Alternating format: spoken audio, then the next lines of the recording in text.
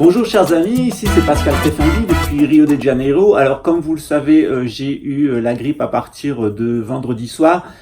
J'ai utilisé la grille qui est donnée par le gouvernement brésilien et il semble donc que c'est des symptômes qui correspondent au coronavirus. Alors j'irai sans doute me faire dépister mardi puisque mon médecin ne revient que mardi, en sachant qu'il y a toujours le risque après d'être mis en quarantaine. Alors, comment est-ce que je me suis soigné? Tout simplement, je m'étais déjà renseigné sur la question avant, notamment au moment de l'épidémie de SRAS. Alors, qu'est-ce qui s'est passé à ce moment-là? Eh bien, j'ai acquis une machine en Allemagne qui permet donc, sur le même modèle que celle de Royal Raymond Rife, de briser l'ADN des principaux virus. Alors, j'utilise cette machine régulièrement lorsque j'ai des attaques virales. Le fait est que, et je vous l'ai dit dans une autre vidéo, je suis séropositif, donc j'ai tendance à beaucoup protéger mon système immunitaire puisque je sais que le HIV est en fait un syndrome qui a des causes multiples et qui attaque le système immunitaire. Alors chez moi, ça a été une contamination volontaire, criminelle, avec des aveux judiciaires de la personne qui l'a fait criminellement pour m'assassiner, qui l'a fait sous suggestion et sous demande explicite.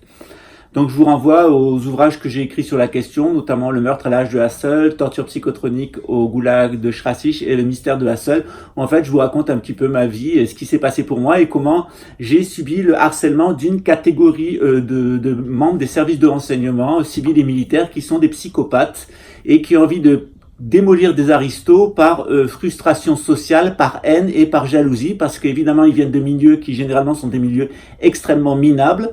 La République leur a permis leur donne un cadre pour exprimer leur sociopathie et là c'est le propre de la République de permettre à des individus venus de n'importe quelle extraction d'arriver à n'importe quelle fonction et d'agir sans frein. Et vous voyez en France comment l'état de droit est en train de tomber en décomposition. J'ai d'ailleurs écrit un livre sur la question qui s'appelle La fin de l'état de droit, où je vous explique que le lobby militaro-industriel est parti à l'attaque des États-nations pour les anéantir dans le cadre du programme de nouvel ordre mondial et que pour y parvenir, il a fallu détricoter l'état de droit tel qu'il s'était construit grosso modo depuis l'habeas corpus en Angleterre, c'est-à-dire que toute la construction juridique de ces derniers siècles est en train d'être totalement détruite par les tenants du nouvel ordre mondial qui veulent installer un État totalitaire mondial et qui patiemment ont détricoté le droit international qui a été vidé de tout sens. Le droit international de l'ONU, il a connu une mutation absolument incroyable, puisque maintenant n'importe quel État superpuissant peut intervenir dans les affaires intérieures d'un pays sous le motif que c'est le droit d'ingérence, donc venir en aide à la population. Alors ça permet de faire tomber les régimes politiques qui sont résistants aux multinationales ou qui s'occupent un peu trop bien de leur peuple au goût de l'élite. Il y a un détricotage ensuite du droit national. Alors je veux pas être trop technique parce qu'on n'est pas entre juristes, je veux rester le plus généraliste. Donc il y a un détricotage du droit national où on va de plus en plus, comme c'est le cas en France, vers l'état d'urgence permanent. Donc il y a des attentats terroristes qui ont été fabriqués par les services de renseignement. Alors comment on le sait? Tout simplement parce qu'on a le recul de ce qu'ont fait les Américains et les services de secrets occidentaux avec le réseau Gladio, le réseau Stay Behind, et on sait que 100% des attentats qui ont été commis en Europe dans les années 60 et 70, voire 80 en France, et qui étaient imputables au milieu d'extrême gauche, étaient en fait commis par nos services de renseignement en relation avec l'OTAN et le service secret américain et anglais, quelquefois aussi le service secret d'Israël. Et là, c'est une réalité, donc il ne s'agit pas... souvent, on a l'impression qu'on doit interpréter les relations internationales comme des États-nations, la nation française, la nation israélienne, la nation russe, et puis ces nations, elles essayent d'avoir des relations entre elles sous l'égide du droit international. En fait, ça, c'est une vision qui est assez fausse. Toutes les banques centrales étant contrôlées par la banque Rothschild, à l'exception de des banques centrales de 4 pays, c'est-à-dire l'Iran qui est en train de tomber, puisque le FMI est en train de rentrer en Iran, Cuba, la Corée du Nord et le Venezuela. Donc vous comprenez un peu mieux la politique étrangère de la couronne britannique et de son bras armé, donc les États-Unis d'Amérique. Donc ce qu'il faut comprendre, c'est que nos lunettes, les lunettes auxquelles on a été élevé depuis l'enfance, particulièrement en France, où on nous a donné des lunettes nationalistes et qu'on devait lire le monde sous l'angle des nations, des différentes nations qui essayaient de vivre en paix ou qui quelquefois avaient des guerres et s'opposaient, cette grille de lecture, elle est erronée. Elle ne permet pas de comprendre aussi bien le Moyen-Âge et le rapport entre les grandes civilisations, mais ça ne permet pas non plus de comprendre la situation actuelle. Parce que la situation actuelle, c'est tout simplement un groupe de personnes qui se sentent investis d'une mission, ce qu'on appelle la mission anglo-saxonne. Alors je vous renvoie à mes vidéos, mais j'en ferai aussi de nouvelles pour mieux expliquer ce qu'est cette mission anglo-saxonne, quel est le rôle qui est joué par la couronne britannique et 12 familles d'illuminés autour de la couronne britannique. Donc cette mission des anglo-saxons, elle explique la situation actuelle où on a un groupe de personnes qui sont extrêmement riches, extrêmement puissantes, qui ont pris le contrôle de toutes les banques centrales, donc de l'argent de pratiquement tous les États du monde, à 99,9%. Et ce groupe-là, il a un projet. Donc ce projet, c'est de bâtir un gouvernement mondial avec une monnaie unique qui permettrait d'administrer les ressources au niveau mondial. Alors, en soi, avoir une monnaie mondiale, c'est plutôt une bonne idée puisque ça éviterait la spéculation sur l'échange, les gens qui gagnent de l'argent sur l'échange sans rien faire. Ça permettrait aussi de limiter les luttes d'influence à travers la monnaie en souhaitant écrouler la monnaie d'une autre nation et monter ou descendre la sienne pour avoir des avantages compétitifs en matière d'exportation ou d'importation. Évidemment, ça semble une bonne idée. Sauf que les économistes sont tous unanimes sur la question, c'est une très mauvaise idée. Il vaut mieux réguler l'échange au niveau international avec des mécanismes clairs plutôt que de vouloir une monnaie mondiale, tout simplement parce que les gens qui nous proposent cette monnaie mondiale, ont l'ambition de faire un gouvernement mondial qui administrerait toutes les ressources du monde et toutes les populations du monde.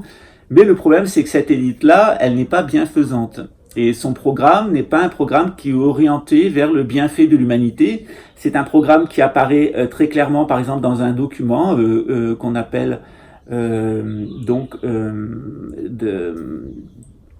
Project for the New American Century, où on voit tout à fait quelle est la politique que veut l'élite bancaire anglo-saxonne qui a pris le contrôle des États-Unis et d'Israël, et quelle direction ils veulent donner au monde, c'est-à-dire un monde unipolaire, un monde qu'ils domineraient totalement, où la culture anglo-saxonne servirait de référent et aurait écrasé toutes les autres cultures au niveau mondial pour imposer sa vision de l'être humain, sa vision du droit, sa vision de technique, de l'existence, avec ces grands concepts. Alors souvent, on me pose la question, Pascal, toi qui as fait des études de droit, qui a enseigné l'histoire des idées politiques, l'histoire du droit, est-ce que tu peux nous définir la doctrine de ces anglo-saxons? Qu'est-ce qu'ils pensent? Alors ça, on l'a déjà abordé dans plusieurs vidéos et je ferai une vidéo consacrée à cela. Aujourd'hui, ce que j'aimerais vous dire, c'est que on est dans une situation qui est une situation complètement manipulée, comme la situation de la crise de 29, comme la situation de la crise de 2008 ou la situation d'une crise qu'on nous prédit dans les jours à venir. Il faut comprendre que le capitalisme connaît toujours des crises économiques. C'est inhérent au capitalisme et ça a été très bien démontré par Karl Marx, par exemple, mais comme d'autres économistes qui ont proposé des solutions. Alors, Karl Marx a proposé un État collectiviste, un État totalitaire où il n'y aurait plus de propriété privée, il n'y aurait plus de capital et où tout appartiendrait à la collectivité. Il y a plusieurs essais qui ont été faits en Chine, en Russie, dans les pays de l'Est, à Cuba, au Venezuela, et on a vu que ça ne donnait pas des résultats très heureux, tout simplement parce que la vision de base, c'est une vision qui est uniquement matérialiste, quantitative et cartésienne, qui a tendance à exclure la dimension spirituelle de l'être humain et un certain nombre de réalités.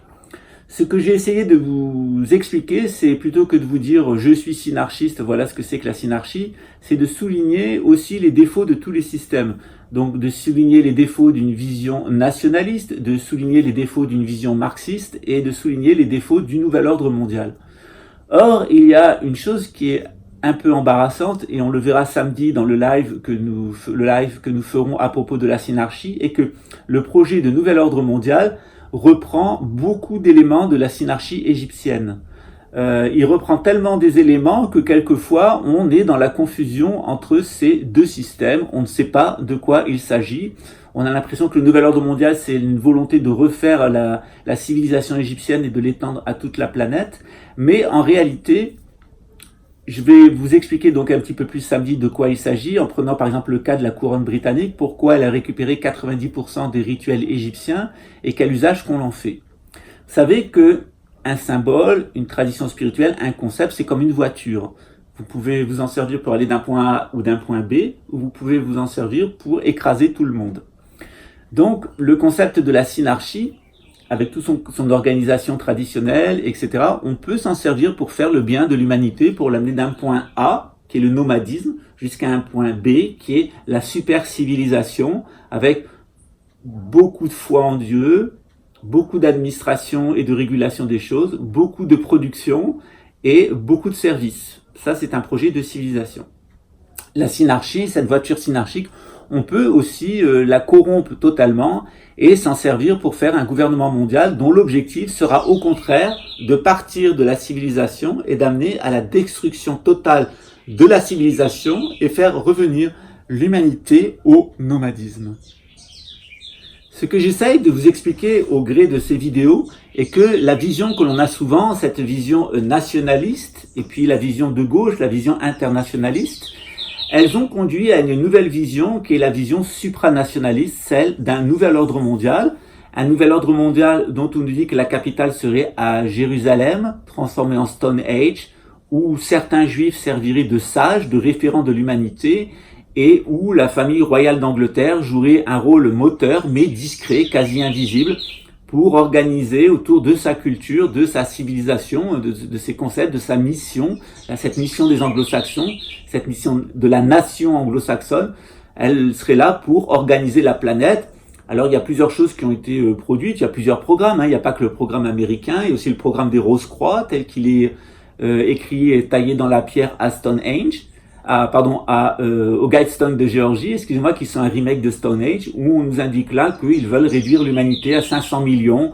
Alors on ne sait pas comment, on ne sait pas si ça serait après une catastrophe, si ça serait une catastrophe naturelle ou une catastrophe artificielle. Et lorsque on s'interroge sur ces catastrophes artificielles qui pourraient être générées volontairement pour amener la constitution d'un nouvel ordre mondial avec sa capitale à Jérusalem et gérée par les anglo-saxons, on renvoie souvent à des documents. Donc les documents auxquels on renvoie, c'est les protocoles des sages de Sion.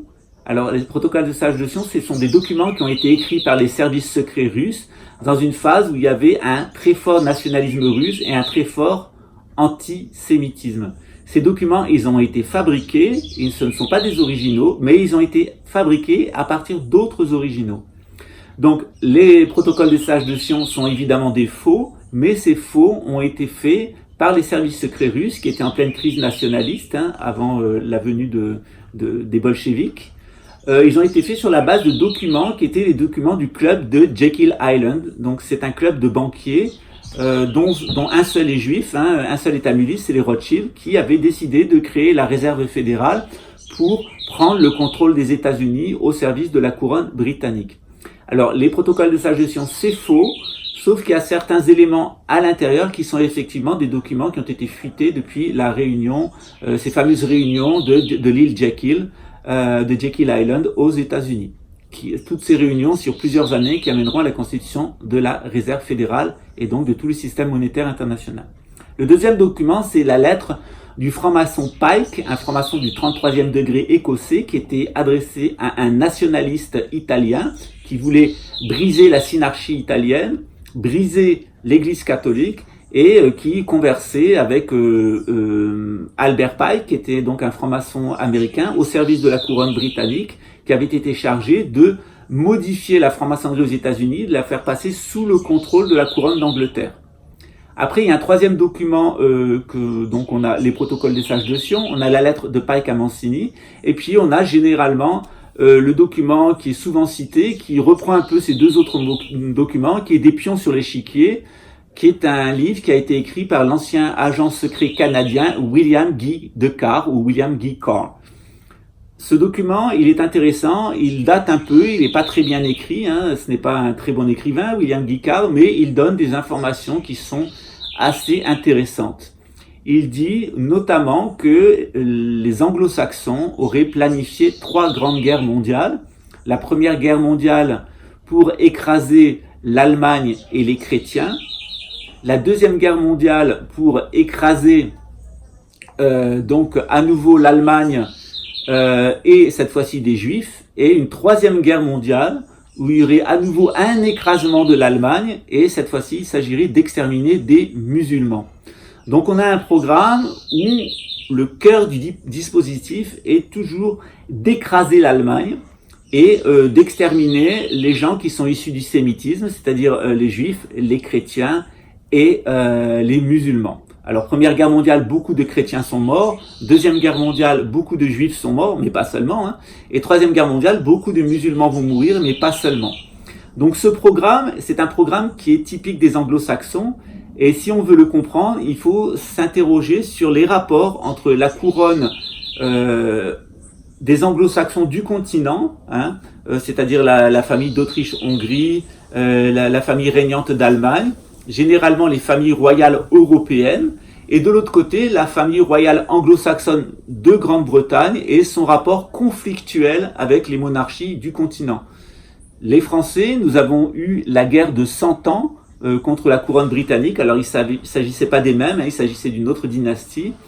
On a eu constamment une volonté des anglo-saxons, à travers leur immense empire mondial, de détruire la France capétienne, mais détruire aussi les autres familles royales, les autres monarchies d'Europe, y compris la famille qui était liée à eux, qui était la famille des Romanov en Russie, qu'ils ont laissé assassiner par les bolcheviks, et auxquels ils ont même demandé aux bolcheviks de les assassiner. Évidemment, c'est une vision de l'histoire qui n'est pas une vision nationaliste. C'est une vision que nous avons dans la noblesse parce que nous connaissons cette guerre qui a été menée par la royauté britannique, la royauté anglo-saxonne, au service de cette mission soi-disant prophétique des anglo-saxons et leur volonté d'anéantir la civilisation occidentale comme ils ont anéanti les autres civilisations, puisque la couronne britannique a anéanti les autres civilisations et s'est attaquée à la civilisation japonaise, hein, avec la canonnade de Perry et de Lord Rothschild contre le Japon, qui a amené la chute du shogunat et la venue de l'empereur Meiji.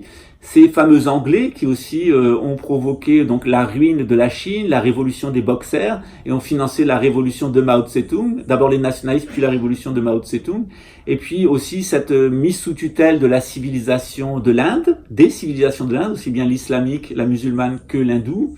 Cette volonté des anglo-saxons de dominer entièrement l'Afrique et de détruire toutes les civilisations africaines, de se réapproprier leur héritage, et puis cet anéantissement qui avait été commis avant par les Espagnols et les Portugais des civilisations de l'Amérique du Sud. Donc on voit qu'il y a un groupe de personnes qui sont en Angleterre et qui, avant un autre groupe de personnes qui étaient en Espagne et au Portugal, qui ont amené l'anéantissement de toutes les civilisations du monde entier et la domination des Occidentaux, et au sein des Occidentaux, les Anglo-Saxons. Mon travail a consisté à voir clair dans cette stratégie, donc de ne pas analyser comme un nationaliste, hein, qui verrait sa nation, la nation française, périr, de ne pas analyser comme un marxiste, comme un nationaliste, hein, un internationaliste, hein, de voir donc il y a le grand capital bancaire, puis il y a la grande internationale des ouvriers et la grande internationale du capital, que les deux s'affrontent, ça c'est l'analyse marxiste, et puis de ne pas non plus aller dans l'analyse sionisme, anti-sionisme, pro ou anti-nouvel ordre mondial, parce qu'à mon avis ce sont trois vues qui sont fausses et qui sont toutes basées sur le nationalisme. Le cœur de mon travail, c'est d'avoir distingué les règles de fonctionnement naturel du nomadisme, telles qu'on les trouve dans beaucoup de mythes, comme par exemple les 12 tribus d'Israël, les 12 apôtres de Jésus, les 12 travaux d'Hercule, les 12 Adityas, les 12 soleils en Inde, les 12 Bouddhas entourant le Bouddha Vairochana. Cette structure en 12 avec un élément central, on le retrouve dans toutes les traditions spirituelles, et mon travail a été de comprendre pourquoi ces structures apparaissaient partout et comment elles étaient liées aux 12 constellations du zodiaque, et qu'à la base il y avait un propos qui était véritablement astrologie, l'astrologie étant la plus ancienne forme de religion avant même les cultes. Donc si nous avons des cultes, disons l'exotérisme, de l'autre côté nous avons un ésotérisme, hein, le cœur même de la religion, et lui il est toujours formé sur la base de l'astrologie. Une fois que j'ai compris comment fonctionnaient les nomades, notamment les nomades juifs lors de l'exode après l'Égypte, je me suis intéressé aux sédentaires pour comprendre comment fonctionnaient les sédentaires. Alors comme j'enseignais à l'université en professeur de TD, je n'avais pas de chaire, je me suis aperçu que les étudiants avaient les idées très floues sur ces choses-là. Donc, face à la nécessité d'enseigner des jeunes qui apprenaient le droit constitutionnel et qui avaient 18, 19 ans ou 20 ans, c'est un petit peu en retard, je me suis aperçu qu'il fallait expliquer les choses avec un système simple. Donc je me suis référé tout d'abord par tradition familiale à la synarchie de Saint-Yves d'Alvèdre, évidemment à la synarchie, ou plutôt la structure traditionnelle monarchique du roi philosophe telle qu'elle est décrite par Platon, et je me suis aperçu que ces systèmes étaient un petit peu boiteux. Et d'ailleurs Platon n'avait pas eu de très bons résultats lorsqu'il a tenté d'imposer avec Denis, le tyran de Syracuse, Denis le Jeune, une société sur le modèle de sa république, donc de sa synarchie. Je me suis intéressé à la tradition égyptienne pour comprendre comment elle fonctionnait, et finalement c'est en Inde que j'ai trouvé le système qui était le plus abouti. Et d'ailleurs, mon ancêtre Saint-Yves d'Alvèdre, tout comme René Guénon, qui est un de mes maîtres à penser, s'était inspiré de cette civilisation de l'Inde et de l'enseignement des brahmanes, un enseignement très ancien qui est basé sur les Védas, les hymnes védiques, qui est le plus ancien patrimoine spirituel révélé de l'humanité, avec ses grands textes comme le Ramayana ou la Bhagavad Gita. Une fois que ce travail a été fait, je l'ai partagé autour de moi, j'ai écrit une 50aine de livres. Principalement, je m'étais beaucoup intéressé au Reiki et au bouddhisme et à la civilisation japonaise. Donc j'ai écrit des ouvrages qui expliquaient comment fonctionne le Reiki en tant qu'initiation, en tant que sorte de franc-maçonnerie japonaise. Franc-maçonnerie entre guillemets, c'est-à-dire voie ésotérique japonaise liée à l'empereur. Comment fonctionnait le bouddhisme au Japon, au Tibet, en Inde, en Chine. Donc j'ai écrit des ouvrages sur ce sujet-là. Et ensuite, j'ai eu envie de revenir vers les Occidentaux pour leur expliquer le fonctionnement, notamment à partir des livres de Georges Duby, qui est un excellent médiévaliste, de la civilisation française, la civilisation de ce temps des cathédrales, et comment fonctionnait aussi le Saint-Empire romain germanique, ou tout simplement l'Empire romain lorsqu'il était chrétien, avec sa structure de pouvoir et ses castes. Donc, ça m'a amené à faire un nouveau travail de présentation des initiations qui étaient présentes dans le christianisme, et notamment une initiation qui est très importante de nos jours, qui est la franc-maçonnerie. Généralement, quand on parle de la théorie de la conspiration, donc quand on se base sur le nationalisme, ensuite de ces nations qui sont en lutte, puis ensuite des travailleurs, cette internationale des travailleurs qui est en lutte contre l'international du capital, et puis comment le capital a réduit en esclavage les travailleurs pour créer le nouvel ordre mondial avec l'idée de faire un super État autour d'une super banque, etc. Généralement, quand on est enfermé dans cette vision, ce qu'on appelle la théorie de la conspiration, on a du mal à comprendre mon propos, et on a du mal aussi à qualifier la franc-maçonnerie. Comment est-on passé de la franc-maçonnerie du Moyen-Âge, c'est-à-dire la maçonnerie des maçons, la maçonnerie opérative des maçons, la maçonnerie spéculative, celle des nobles et des religieux qui allaient dans les loges discuter avec les maçons pour construire un château, construire une église, ou construire un temple, ou construire un marché couvert, par exemple. Il y avait donc des maçons autour, les religieux qui avaient leur mot à dire, et puis les nobles qui avaient leur mot à dire en tant que financiers, quelquefois aussi des bourgeois. Notamment les échevins dans les villes où il y avait ce qu'on appelait la démocratie royale, c'est-à-dire où tout le monde était représenté à un degré ou à un autre du pouvoir. Le pouvoir était partagé.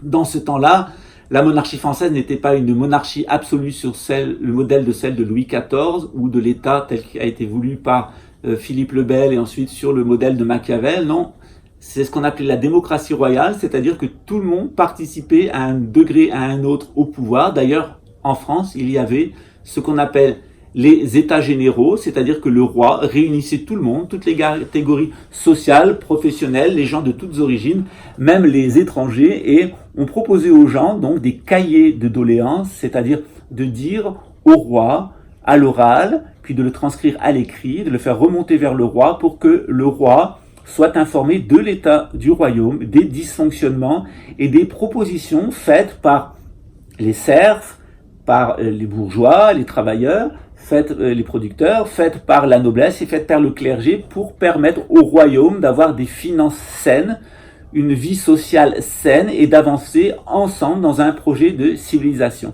Alors évidemment, avec la réforme avec d'abord la guerre de 100 ans, puis la réforme protestante, avec le rationalisme au XVIIe siècle et puis les Lumières au XVIIIe siècle, la monarchie française, elle a changé de visage, elle n'était plus du tout ce qu'elle était à l'ère médiévale. Donc moi, mon travail a été, dans mon livre Le Grand Retour des sciences de l'âme, de vous expliquer le fonctionnement des nomades, le fonctionnement des sédentaires, les régimes de sédentaires dégénérés, la perversion du nomadisme en nomadisme dévié, notamment chez certains juifs qui se sont déjudaïsés, qui donc, au lieu d'avoir une influence de salut comme les juifs, ont une influence d'égarement, de déviation. C'est le cas, par exemple, de Einstein, de Freud, de Jung, de Bergson, d'un certain nombre de personnes qui sont souvent citées comme étant à l'origine de la psychiatrie moderne avec ses tortures, de la bombe atomique et de toutes les méfaits de la science moderne.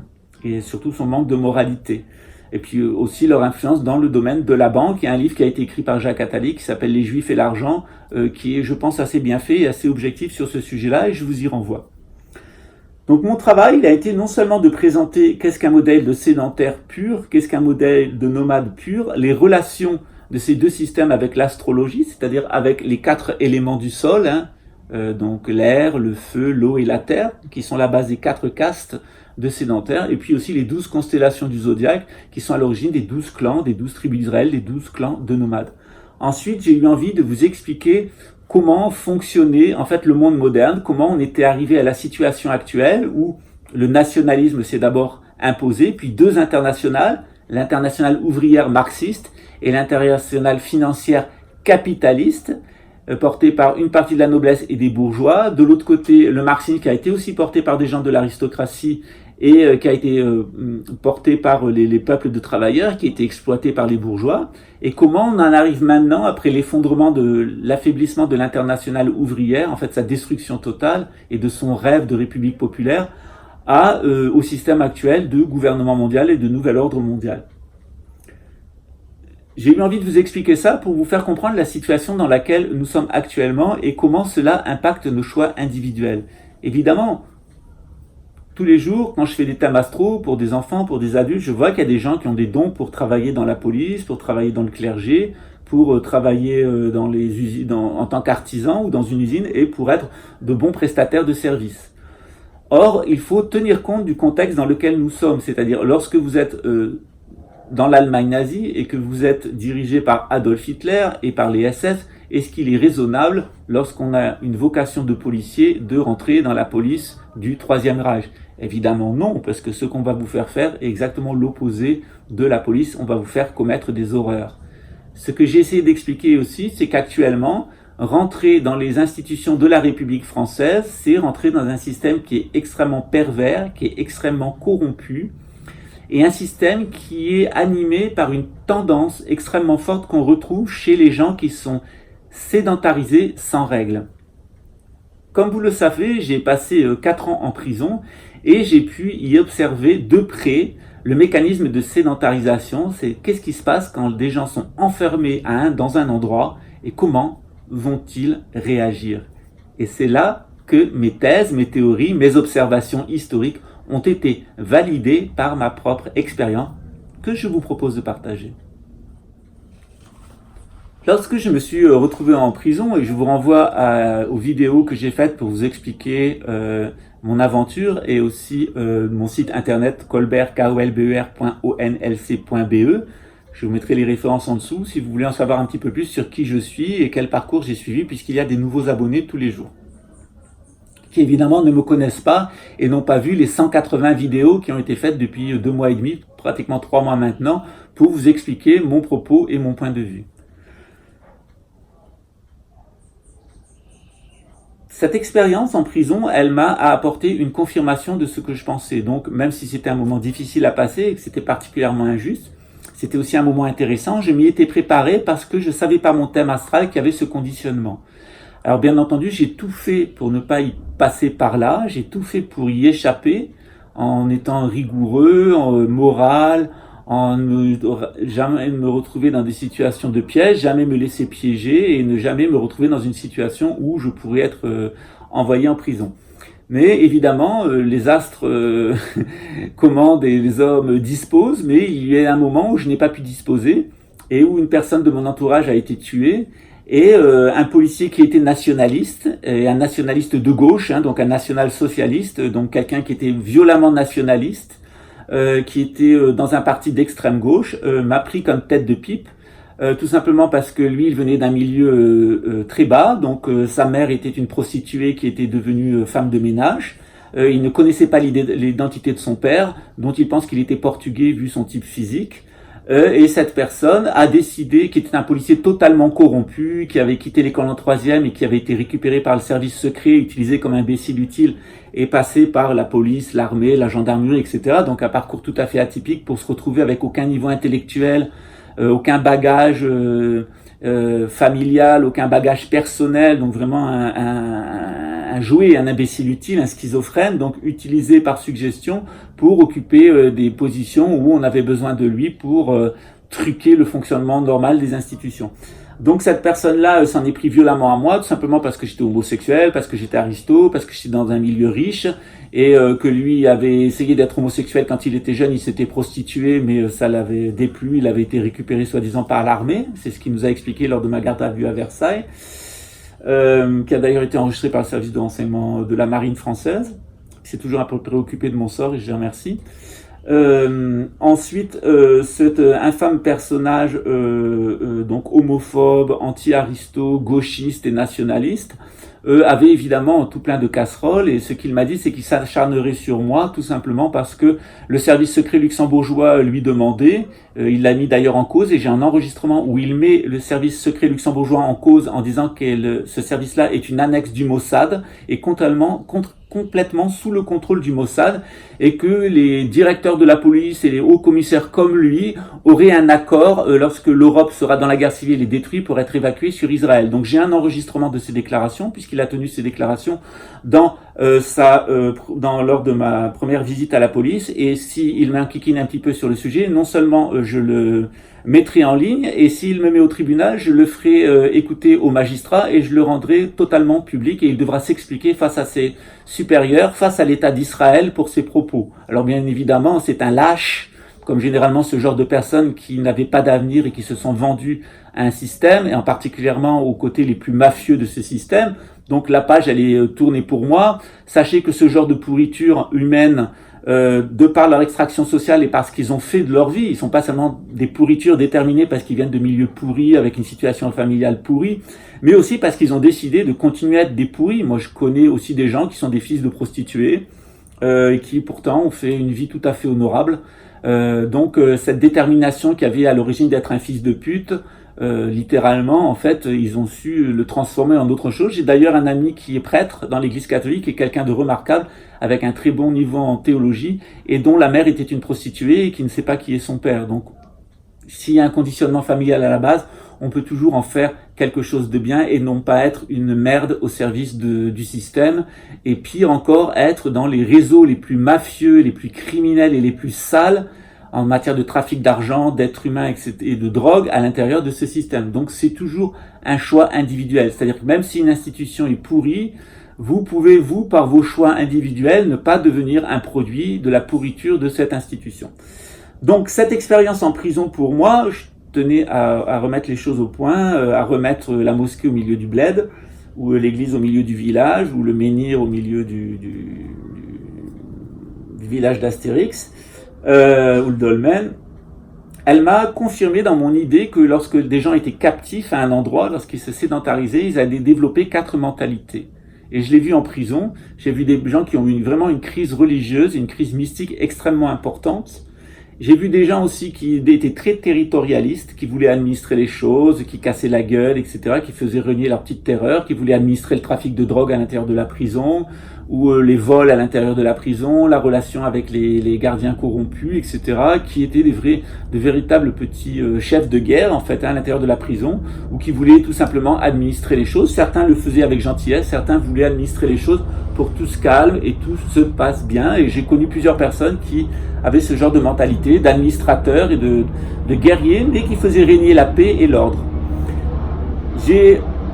On va laisser passer l'hélicoptère.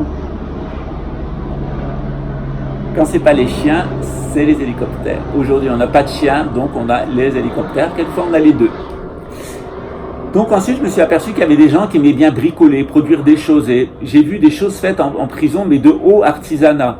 Par exemple, il y a un co-détenu qui, avec un appareil, a bricolé un appareil de radio, s'est fait rentrer des pièces, était arrivé à faire un téléphone portable. Donc avec à la base un petit téléphone portable qui était mis dans l'anus avec un préservatif, il est arrivé, qu'on lui avait donné au tribunal, il est arrivé donc à le faire rentrer dans la prison et puis il pouvait passer des appels. Bon, il y avait aussi des vols, des ventes de téléphones portables à l'intérieur de la prison. Bon, on m'a proposé des iPhones, etc. Bien que les gardiens soient vigilants et qu'il y ait des fouilles, il y a 50 000 manières de cacher les téléphones, notamment en se les mettant dans l'anus, et que voilà, c'est pas toujours agréable pour un gardien d'aller ou d'amener une personne faire une radio, mais généralement c'est la boîte, c'est le coffret de Pandore où les détenus cachent les choses. Voilà. C'est pareil pour la drogue, c'est pareil pour les armes, pas mal de choses qui circulent en prison, que ce soit en France. C'est moins vrai au Luxembourg, hein, c'est beaucoup moins vrai au Luxembourg, mais en France c'est tout à fait exact. Alors ça n'enlève pas les qualités humaines des gardiens, mais je pense que de toute façon mettre des gens en prison c'est pas une bonne solution dans les conditions où c'est fait en France. Et il y a d'autres pays, notamment les pays scandinaves, le Canada, qui ont d'autres expériences pour la détention et qui sont orientés non pas sur la punition mais sur la réhabilitation et la prise de conscience. Et je pense que le système français est dans l'échec total. Et je suis pas le seul à le dire. Voilà. Alors ce que je me suis aperçu aussi, c'est qu'il y avait des gens qui aimaient bien rendre service. Alors quand ça se passait bien, c'était des gens super qui te donnaient des coups de main, qui aidaient pour les courriers, etc., qui étaient vraiment au service des autres. Et puis quelquefois, lorsque ça se passait mal, que les territorialistes étaient mal intentionnés, eh bien, ils étaient les souffres-douleurs du système. Alors comme je l'ai dit plusieurs fois, j'ai passé 4 ans aux entrants, c'est-à-dire normalement on doit y rester 15 jours, 3 semaines, maximum 3 mois. On est sous onde psychotronique très forte. Tout simplement parce qu'au bout de 3 mois, ils savent que ça va vous provoquer un cancer. Donc normalement, on ne vous maintient pas là. Et moi, j'y étais maintenu 4 ans, ce qui explique pourquoi j'ai développé un cancer. Donc mon cancer m'a été imposé tout simplement parce que l'administration de la prison de Luxembourg n'a pas respecté ses propres règles de fonctionnement. Et elle ne les a pas respectées parce que la police judiciaire, notamment le commissaire Christian Kiefer, dont je vous ai parlé ce tantôt, avait visiblement obtenu un moyen de mettre sous hypnose non seulement les juges d'instruction, mais aussi le directeur de la prison, et c'était quelqu'un qui rentrait absolument partout, dans tous les services de la police judiciaire, qui faisait la pluie et le beau temps. On a fini pour comprendre pourquoi. Il avait tout simplement une cuillère dans le trou du cul, en permanence, et que, à force d'être soumis à des champs électromagnétiques, ça avait renforcé son propre champ électromagnétique, et il avait acquis de véritables petites capacités hypnotiques qu'il utilise sur ses chiens. Vous pouvez d'ailleurs le voir dans les vidéos qu'il met en ligne. Et d'ailleurs, il a donné à ses chiens les prénoms des principaux juges d'instruction. Donc vous voyez à peu près le personnage, c'était évidemment de la sorcellerie pure, de la sorcellerie électronique, parce qu'il avait trouvé le moyen non seulement de se protéger de la psychotronie, mais de retourner la psychotronie contre ses collègues et contre le système pour solidifier et maintenir son propre pouvoir hypnotique. Bien entendu, j'ai dénoncé les faits et il a été sanctionné et mis au placard. J'avais demandé à ce qu'il soit déchu de sa nationalité luxembourgeoise, mais ce n'est pas possible à Luxembourg, le droit ne le permet pas. Moi je suis pas du genre à demander l'assassinat de quelqu'un, je n'appartiens pas au service secret luxembourgeois, ni à la police luxembourgeoise, qui est connue pour un certain nombre de faits. Je renvoie à ce que nous dit Denis Robert, par exemple, sur le site internet Le Média, qui est passé par la prison luxembourgeoise et qui a échappé à une tentative d'assassinat par quelqu'un des services secrets luxembourgeois. Alors bien entendu, c'est pas le service secret en lui-même, c'est des individus au sein du service secret, comme il y a des individus pourris et criminels au sein de la police ou dans n'importe quelle organisation sociale. Donc cette expérience de la prison, elle a été intéressante pour moi parce qu'elle a complètement validé mon propos. Et je me suis aperçu qu'effectivement, ça fonctionnait comme ça. Alors, quand il y avait un bon enseignement spirituel, quand il y avait des gens qui étaient costauds, qui voulaient administrer le territoire, mais qui étaient bien intentionnés, lorsqu'il y avait des bricoleurs de génie et lorsqu'il y avait des gens qui étaient sympas, qui aimaient bien rendre service aux autres, j'ai passé des moments super en prison, avec des groupes qui étaient vraiment super. Et puis par moment, il y a des gens qui sont arrivés avec des idées de secte, par exemple des gens des témoins de Jéhovah, ou des orthodoxes, ou par exemple des islamistes, il y a eu aussi des islamistes qui sont passés. Ça a créé beaucoup de tensions entre les prisonniers, des querelles au niveau religieux. Les gens se sont mis à se taper dessus, à s'invectiver, donc on avait une espèce de guerre des religions intolérante qui s'était mise en place. Quand on avait des territorialistes, c'est-à-dire des gros bas qui arrivaient, par exemple, on a eu un crétin de Camerounais qui était passé par bien évidemment pour avoir la nationalité française par la Légion étrangère, qui avait 2 de QI, qui avait un muscle et 2 cerveaux. Effectivement, il a essayé de faire régner sa terreur, version Bamboula. Je dis ça parce qu'on l'appelait le Bamboula. Et donc ce mec s'est battu avec tout le monde, a monté tout le monde contre tout le monde. Moi, je me suis battu avec lui, il m'a cassé le nez, ouvert l'arcade sourcilière. Je l'ai quand même mis par terre et neutralisé, il a bien ramassé.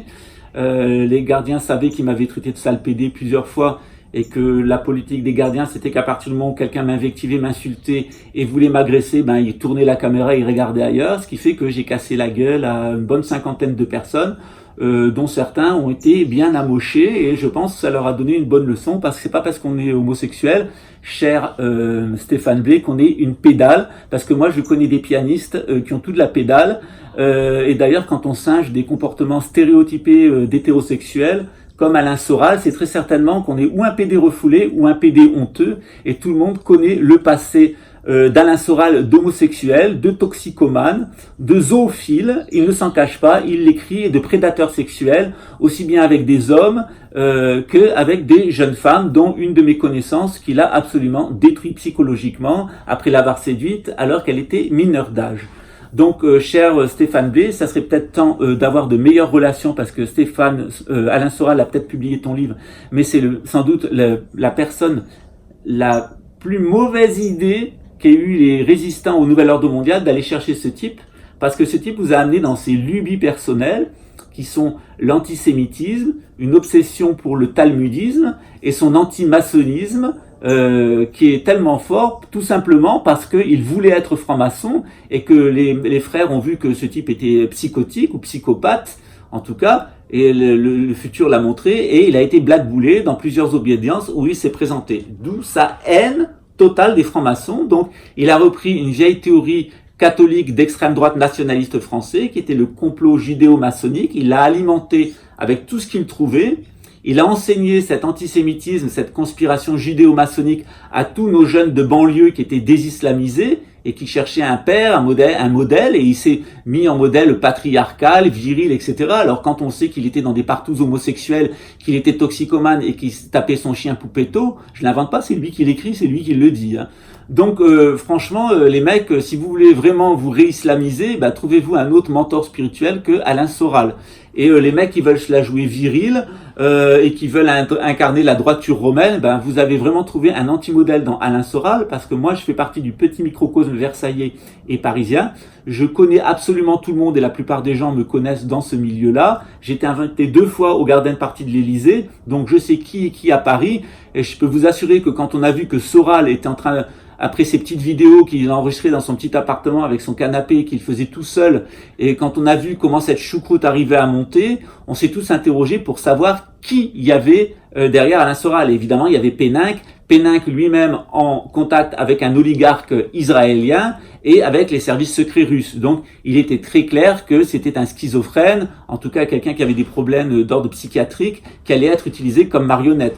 Le problème, ça a été l'influence de Soral, d'abord sur notre travail à nous, sur le travail de Pierre Hillard, sur mon travail, sur le travail des personnes qui avaient hérité de René Guénon, de Julius Evola, des gens qui avaient hérité du père Régimbald dans les milieux catholiques, les gens qui avaient et de Serge Monas, donc tous les gens qui parlaient de la conjuration, du fonctionnement de l'avènement du gouvernement mondial et de sa structure, de son lien avec la couronne d'Angleterre, avec les anglo-saxons, avec des gens fortement déjudaïsés comme les sionistes israéliens, les nationalistes israéliens qui sont fortement déjudaïsés, qui n'appartiennent plus à la nation juive, puisqu'ils ont franchi un des interdits de la nation juive qui est de reconstituer un État en l'absence du Machar, et puis aussi avec des chrétiens évangélistes et des chrétiens nationalistes, parce que c'est ça dont il s'agit, c'est-à-dire des nationalistes israéliens déjudéisés, et de l'autre côté, des sionistes chrétiens, des nationalistes protestants. Donc cette addition des deux a été mise au service de la couronne britannique et de cette mission des anglo-saxons qui va porter ce prophétisme anglo-saxon et la venue du nouvel ordre mondial avec la venue de l'antéchrist, etc. et tout ce qui nous est annoncé dans les écritures juives et chrétiennes. Alors évidemment, il était très fâcheux d'avoir ce type comme modèle, puisque ce type non seulement a généré beaucoup d'antisémitisme en France, il y a eu à nouveau des crimes qui ont été commis ou des délits qui ont été commis contre des gens de la communauté juive, il y a une certaine paranoïa dans la communauté juive de France, et bien que la plupart des juifs de France soient des patriotes et ne soient pas du tout nationalistes, certains ont eu tellement peur qu'ils sont partis vivre en Israël parce que Alain Soral avait instrumentalisé la colère des banlieues contre l'État républicain en la dirigeant contre les juifs et en la dirigeant contre les francs-maçons.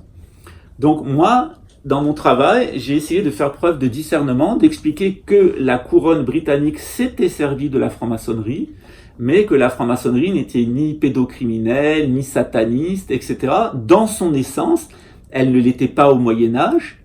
Donc les francs-maçons de l'époque, en grande partie, il y avait donc les maçons opératifs, mais il y avait les francs-maçons qui circulaient d'un chantier à un autre, et il y avait des maçons qui étaient aussi des aristocrates et des religieux, qui étaient en particulier les Templiers, qui sont tout à fait les ancêtres de nos francs-maçons spéculatifs actuels. Et on s'aperçoit que lorsque les nationalistes ont voulu leur piquer leur fric et détruire leur pouvoir, ils les ont accusés exactement de la même chose que fait Soral, c'est-à-dire d'être des juifs, c'est-à-dire des adorateurs de Baphomet, parce que grosso modo c'était les juifs qui étaient visés, et Philippe le Bel a essayé à cette époque-là, obliger les juifs à porter une rouelle et à toucher, et leur a mis un impôt sur la tête supplémentaire, donc la même méthode que les nazis, il leur a piqué leur fric avec un nouvel impôt. Certaines personnes ont été dépossédées, il leur faisait porter un badge. Ça c'est ce qu'a fait Philippe le Bel en France. Les Templiers, de la même façon, ils ont été accusés d'être homosexuels. Donc voilà. Donc on a toujours trouvé cette rhétorique, et d'avoir une sorte d'ésotérisme qu'on appelait Baphomet, le culte à Baphomet, etc. Donc tout ça, ça a été monté en épingle à cheveux au moment du nationalisme de Philippe le Bel, et c'est resté une tradition chez les nationalistes français qui, dès qu'ils sont en contact avec la figure de Baphomet, voient le diable, Satan, etc. Alors j'ai fait plusieurs vidéos sur ce sujet et j'en ferai à nouveau une. Baphomet, c'est tout simplement une contraction de Baptiste Mahomet ou Mohamed, c'est-à-dire l'ésotérisme tel qu'il est parvenu juif, tel qu'il est parvenu aux Templiers par les musulmans qu'ils combattaient, qu'ils détenaient parfois, mais avec lesquels ils avaient des échanges intellectuels. Donc tout simplement, ce qu'on appelle le baphométisme, c'est tout simplement l'ésotérisme islamique, qui a récupéré l'ésotérisme juif, la Kabbale et l'ésotérisme égyptien. Alors cette figure de Baphomet, on la retrouve dans la tradition égyptienne, c'est le dieu Khnum, le dieu créateur qui a une tête de bélier, puisque la civilisation égyptienne s'est épanouie à l'époque du bélier. Donc dans la franc-maçonnerie, qui garde la trace des cultes antiques, de tous les cultes qui sont liés au bélier, à l'agneau, au mouton, comme on a dans l'islam et dans le judaïsme, tout simplement, Baphomet, il incarnait le Dieu créateur, avec son pouvoir de vie et de mort, et sur ses bras, on trouve Solvay et Coagula, et on trouve d'ailleurs les deux serpents qui s'entrelacent, comme le caducée de Mercure, le caducée d'Hermès, la science ésotérique, celle qui apprend à maîtriser les forces de construction et de destruction, de catabolisme et d'anabolisme. Voilà, et de les équilibrer pour être un individu équilibré qui est ni trop masculin à la caricature, ni trop féminin à la caricature, mais qui a trouvé en lui-même un équilibre où à la fois pour un homme, il peut à l'extérieur exprimer son côté masculin et viril, et à l'intérieur être quelqu'un de doux, de gentil et de profondément altruiste et humain. Pareil chez les femmes à l'extérieur manifestaient toutes les qualités féminines de gentillesse, de douceur, de capacité à prendre les autres en charge, de les aimer et de donner la vie, mais à l'intérieur d'être des femmes qui ne sont pas des victimes, qui sont des femmes viriles à l'intérieur, résistantes, qui savent administrer leur maison d'une main de maître et qui savent se positionner en tant qu'individus. Au Moyen-Âge, jusqu'au XIIIe siècle, et particulièrement au XIIIe siècle, jusqu'à la fin du XIIIe, la femme est l'égale de l'homme. C'est-à-dire on a des femmes qui sont seigneurs féodaux, on a des femmes qui sont médecins, on a toutes sortes de femmes, on a même des femmes qui sont reines, et les femmes ont exactement un statut d'égalité avec les hommes. Le statut de dénigrement de la femme, il est né dans le nationalisme, c'est le nationalisme, d'abord avec Philippe le Bel, puis après à la Révolution française, qui a donné ce statut d'infériorité de la femme. le code civil de Napoléon qui a été fabriqué dans l'Ancien Régime, mais aussi au moment de la Révolution française, il va faire de la femme un être totalement irresponsable, inférieur à l'homme, qui doit avoir l'autorisation de son père ou de son mari pour ouvrir un compte en banque et qui est en fait une sorte d'enfant, une sorte de mineur. Ça, ce n'est pas la tradition catholique, ce n'est pas la tradition synarchique, ce n'est pas la tradition chrétienne.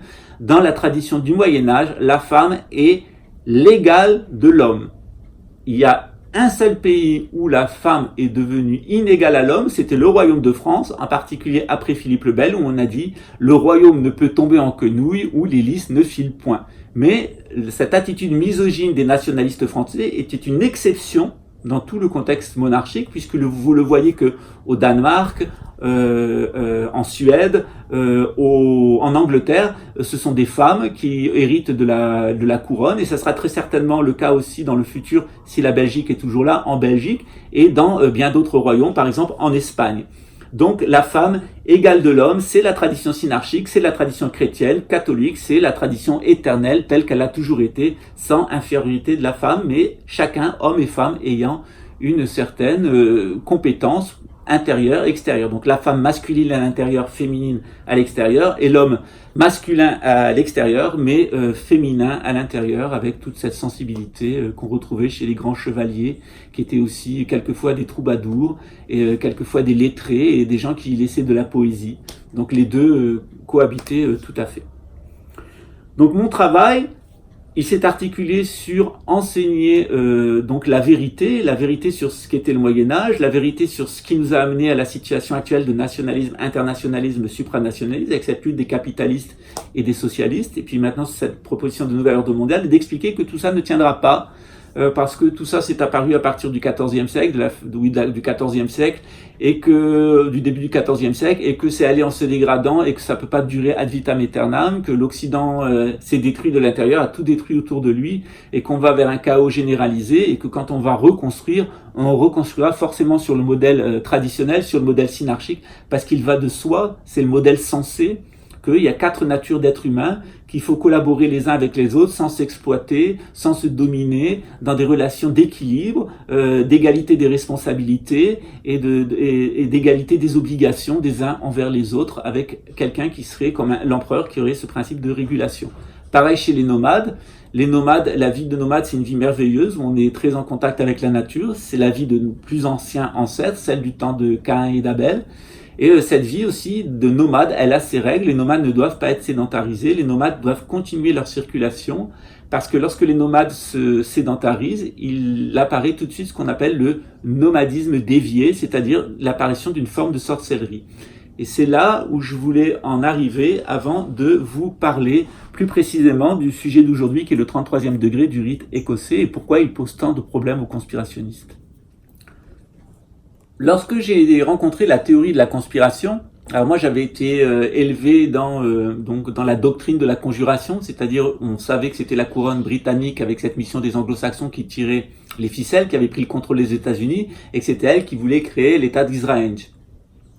Parce que tout ça, c'était dans la mission des anglo-saxons qui s'oppose complètement au prophétisme abrahamique. Donc moi j'ai été élevé dans cette culture-là, ça me semblait évident.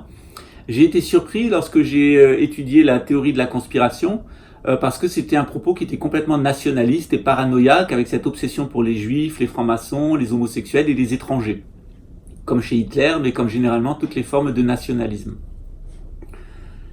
J'étais d'autant plus surpris qu'il y avait une tradition maçonnique dans ma famille, et que moi les textes que je lisais de mon ancêtre ou de mes ancêtres sur la franc-maçonnerie, les travaux de loge que je voyais, les notes de mon arrière-grand-père, j'étais un peu surpris qu'on accuse les francs-maçons d'être des satanistes, de vouloir détruire l'église catholique, de conspirer, etc. Alors, je me suis dit, bon, peut-être c'est différent pour les francs-maçons anglais. Les francs-maçons anglo-saxons, ils sont au service de la couronne britannique, donc ils conspirent pour la couronne britannique, ce qui c'est bien normal. Hein. C'est une conjuration de banquiers avec la famille d'Angleterre qui est avec eux. Et puis, ce qu'on me racontait sur la pédocriminalité, d'abord sur la sorcellerie, c'est-à-dire toute cette espèce de magie noire, sur la pédocriminalité, et ensuite sur le cannibalisme.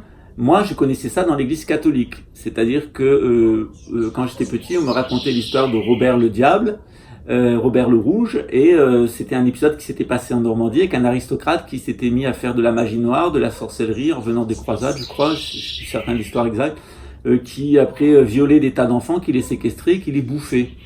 Donc il y a toujours son château qui est sur le bord de l'autoroute de Normandie, d'ailleurs le château de Robert le Diable, donc c'est une histoire que tous les Normands, et ils le confirmeront, connaissent.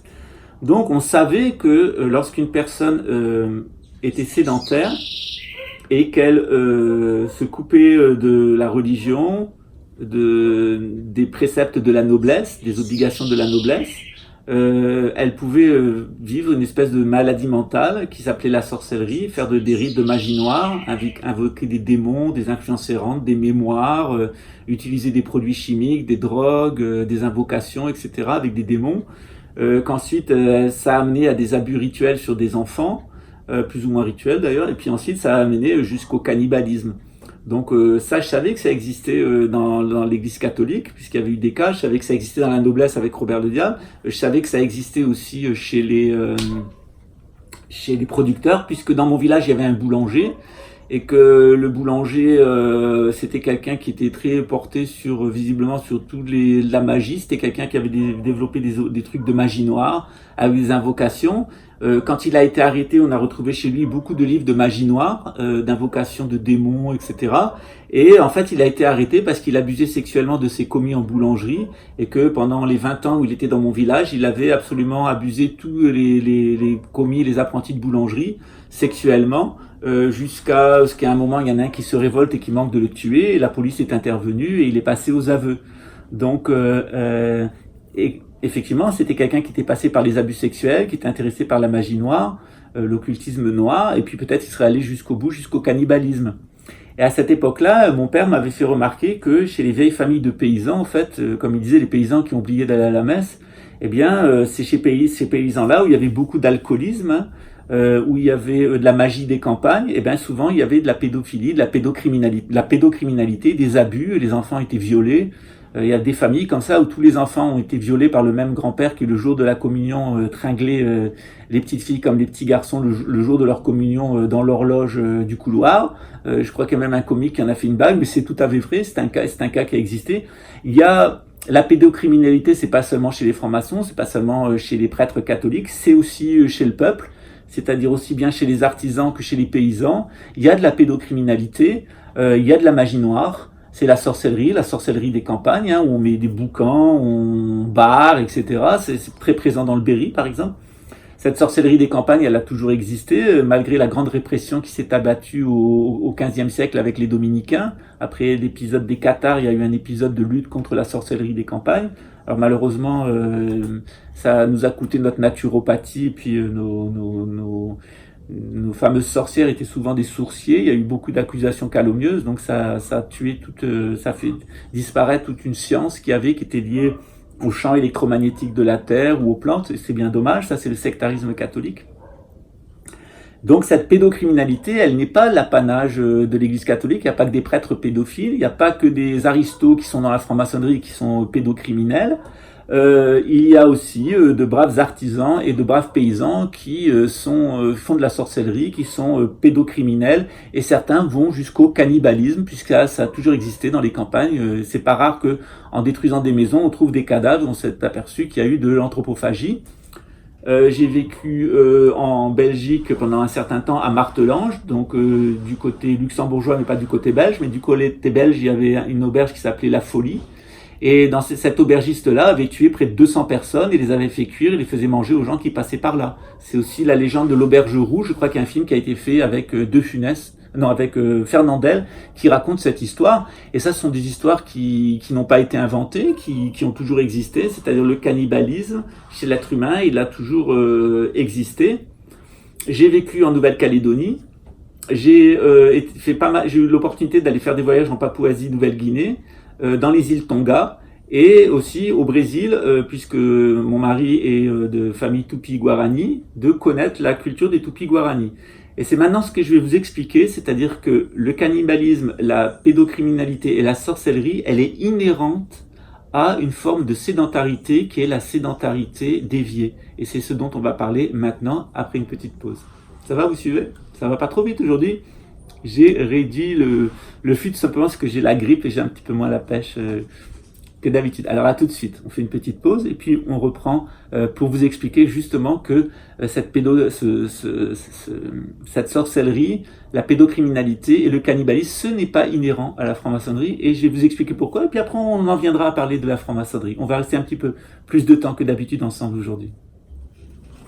Lorsque les conquistadors espagnols ou les colons portugais sont arrivés au Brésil, ils sont rentrés en contact avec les tribus Tupi-Guarani du Brésil. Alors, ils avaient une religion. Dans leur religion, il y avait un homme blanc qui était attaché sur une croix.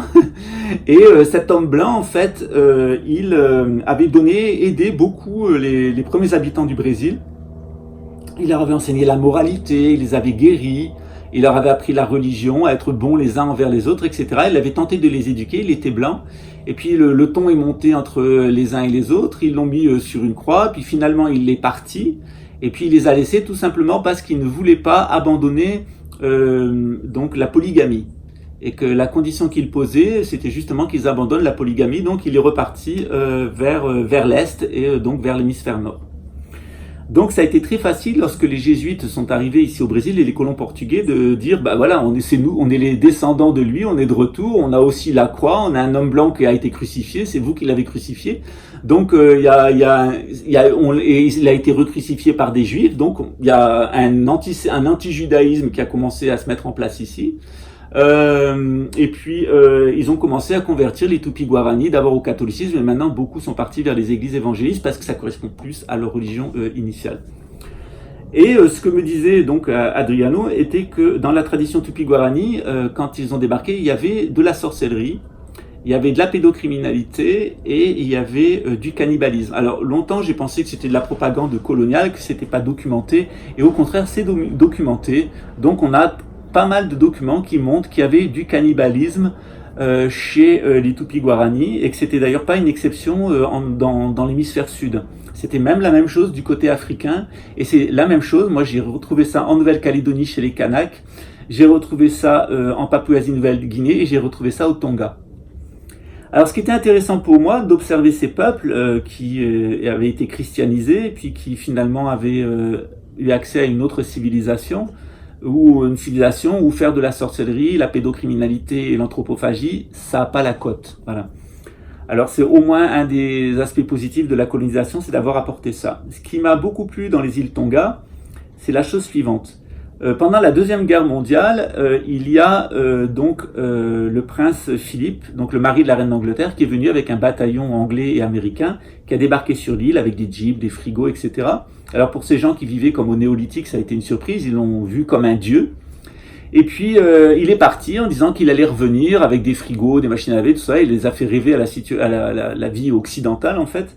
Et puis s'est développé une religion qu'on appelle la religion cargo.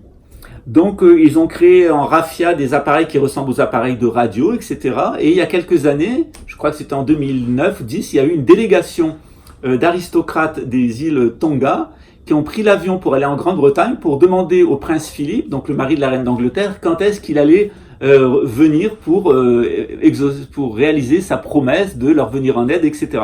Donc ils ont une véritable religion qui est complètement organisée autour du culte du prince Philippe. Et ce qui m'a intéressé dans cette religion, c'est que j'avais des amis qui étaient des îles Tonga et des îles Salomon à l'université lorsque j'étais à Toulouse, je faisais le droit. Je mangeais au Resto U à midi pour faire un peu des économies, pas toujours mais de temps en temps, puis ça me permettait de rencontrer des gens de tous les horizons. Et puis donc je suis devenu ami avec eux parce que moi généralement je suis toujours ami avec des aristos quel soit le pays d'où ils viennent. Donc il y a une fraternelle des aristos que quand je suis au Japon je vais tomber sur un aristo japonais. Quand j'étais en Chine je suis tombé sur des gens qui étaient de la famille impériale. On est devenus amis à Luxembourg, etc. Au Brésil tout de suite j'ai été adopté par ici la noblesse brésilienne. En Angleterre, pareil, je suis tombé aussi sur des aristos qui m'ont trouvé sympathique tout de suite. Donc, il y a quelque chose qui fait qu'on se reconnaît entre nous et on s'aime bien. Je pense que c'est la même chose avec les boulangers. Un boulanger qui va aller au Japon, en Chine, à Taïwan, à Hong Kong ou n'importe où. S'il tombe sur un boulanger, il aura des choses à se dire. Pareil avec un curé. S'il tombe sur un catholique du monde entier, il aura quelque chose à se dire. Ou quelqu'un qui travaille dans les services, dans la banque par exemple, ou dans le marketing. il va rencontrer quelqu'un d'autre, ils vont parler marketing. Bon, bah, c'est pareil, quand un grand-duc rencontre un autre grand-duc, qu'est-ce qu'ils se racontent? Des histoires de grand-duc, voilà. Et ben là, c'est la même chose. Moi, je suis pas grand-duc, je suis pas duc, seulement comte et baron, et donc, et sieur, et je me suis aperçu qu'on avait toujours des choses à se dire entre nous. Donc lui, il m'a expliqué un petit peu la colonisation, etc. Et c'était important pour moi d'avoir leur point de vue. Ce que j'ai remarqué dans ces îles, comme toutes ces îles du Pacifique Sud, c'est que la sorcellerie est toujours extrêmement présente. C'est que la pédocriminalité est toujours présente et que le cannibalisme est toujours présent. Alors c'est très caché et je me suis posé la question, est-ce que finalement c'est pas inhérent à la sédentarité? C'est-à-dire que lorsque les personnes sont totalement sédentarisées, qu'elles n'ont plus de religion, qu'elles ne respectent plus, ça faisait longtemps qu'on n'avait pas eu les chiens, quand elles sont totalement... La question que je me suis posée est la suivante. Lorsque les personnes sont totalement sédentarisées, qu'elles n'ont plus de religion, qu'elles n'ont plus de valeurs morales, qu'elles sont devenues ignobles, c'est-à-dire qu'elles n'ont plus les valeurs morales de la noblesse, de défendre le territoire, de défendre les autres et d'administrer, lorsque ces personnes sont territorialistes et livrées à elles-mêmes, lorsque ces personnes produisent de façon complètement démente et au mépris de la nature, et lorsque ces personnes commettent des services qui sont des services pervers comme l'usure, est-ce que finalement il n'est pas naturel que ces sédentaires qui sont coupés de tous les principes de la sédentarité ne deviennent pas sorciers, pédocriminels et cannibales? Et je le pense. Et je pense que ce qui a atteint l'Église catholique, ce qui a atteint une partie de la noblesse, en particulier les francs-maçons, ce qui a atteint donc les propriétaires d'industrie, et ce qui a atteint aussi les gens qui sont dans les services, comme par exemple les gens qui travaillent dans la banque et qui sont dans les services bancaires. Je pense que il y a eu, à cause du recul de la religion, à cause du recul des valeurs de la noblesse, à cause de la perte des initiations de métier et la perte générale de moralité, il y a eu une tentation d'aller vers la sorcellerie menant à la pédocriminalité et la pédocriminalité menant au cannibalisme. Et je pense que c'est inhérent au fait que quand on reste sédentaire et qu'on n'a pas une structure synarchique, c'est-à-dire avec un empereur, un nomade qui ferait l'interprète avec l'environnement et le sol, on va forcément avoir un développement. Le cannibalisme, la pédocriminalité et la sorcellerie, je pense que c'est inhérent aux sociétés de sédentaires où il n'y a plus d'empereur, où il n'y a plus de calife, où il n'y a plus de roi philosophe, où il n'y a plus de grands monarques, où il n'y a plus de roi David, de roi Salomon. C'est des sociétés sécularisées. Et l'histoire montre que toutes les sociétés qui se sont sécularisées, qui ont perdu leur religion, les valeurs de la noblesse, les initiations de métier, ce sont des sociétés qui ont sombré dans la sorcellerie, dans la pédocriminalité et dans le cannibalisme. C'est très grave, mais je pense qu'on a là une explication. Alors dire que tous les prêtres catholiques sont des pédocriminels et des sorciers, et ils font de la sorcellerie, dire que tous les francs-maçons sont cannibales, pédocriminels et font de la sorcellerie, dire que tous les gens qui ont reçu des initiations de métier, par exemple dans la franc-maçonnerie, ils sont comme ça, c'est comme dire que tous les paysans sont alcooliques, consanguins et abusent sexuellement de leurs enfants. Évidemment, il y a 7% de l'humanité qui souffre de pathologies mentales et qu'il est évident que vous avez 7% de chances de trouver une famille ou un individu qui se commet dans ce genre de crime. Mais l'ambition de la religion, c'est justement d'empêcher la sorcellerie. L'ambition de la noblesse, c'est d'empêcher la pédocriminalité, et l'ambition des producteurs et des citadins, c'est d'empêcher le cannibalisme, tout simplement, de s'organiser pour ne manquer de rien, que suffisamment d'aliments et de biens soient produits, qu'on n'en vienne pas à se faire la guerre, à se détruire, à se bouffer les uns les autres, symboliquement ou même physiquement. Donc voilà tout l'intérêt de la synarchie, c'est justement de ne pas en arriver là. Et moins il y a de synarchie, et plus il y a de sorcellerie, de pédocriminalité et de cannibalisme.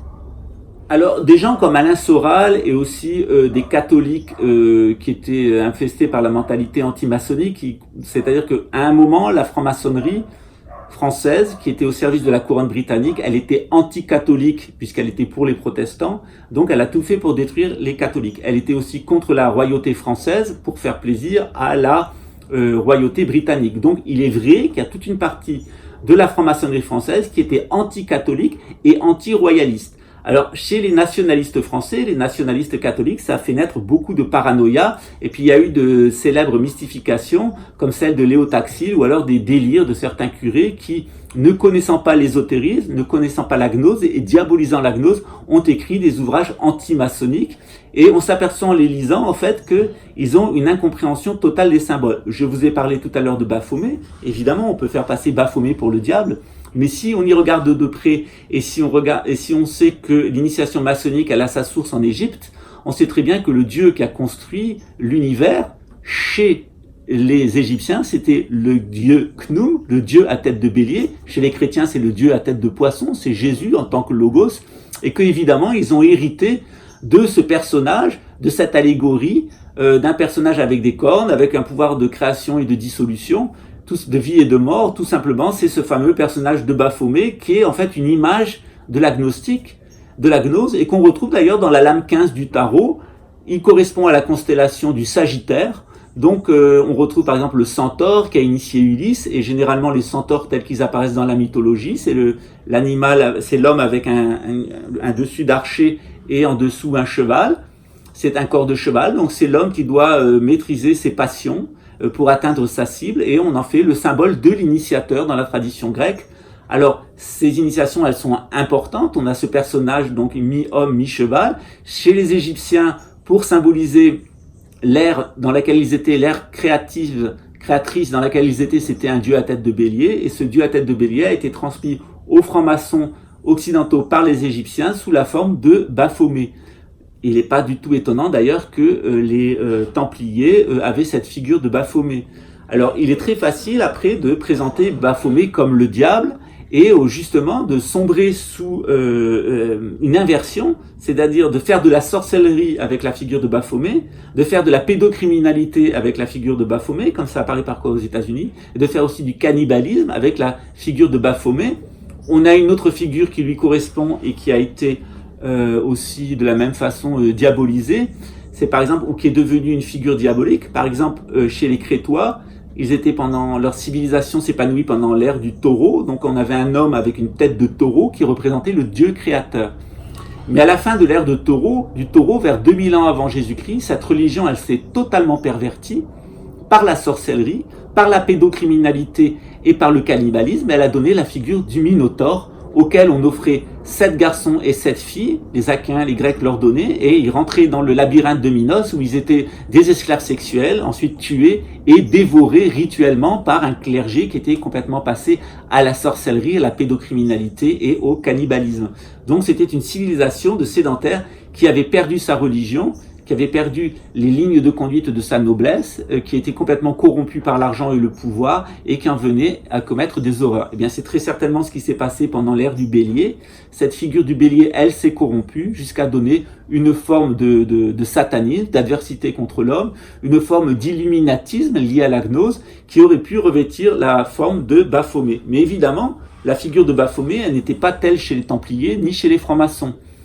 Et il était tout à fait pervers pour des catholiques qui eux-mêmes étaient en train de perdre leur religion, qui étaient confrontés à la République, qui avait été imposée par la couronne britannique. C'est la couronne britannique qui a imposé la République française. Les francs-maçons qui travaillaient pour la couronne britannique allaient contre l'Église catholique et allaient contre la couronne de France. Donc, évidemment, ils ont pu faire un usage de Baphomet qui était un usage tout à fait contre-rituel, ce qui a été d'ailleurs dénoncé par certains prêtres. Donc là encore, on n'est pas dans l'essence de ce qu'est la franc-maçonnerie, mais on est dans une pourriture de la franc-maçonnerie par la sorcellerie, par la pédocriminalité et par le cannibalisme, puisqu'il y a certaines personnes qui en sont venues là. Mais je le répète, ça existe chez les clergés catholiques, ça existe chez les nobles, ça existe chez l'épicier ou le boulanger du coin, et ça existe aussi chez les gens qui rendent des services aux autres, par exemple des services bancaires. Donc ça existe absolument partout, ce n'est pas une spécificité des francs-maçons.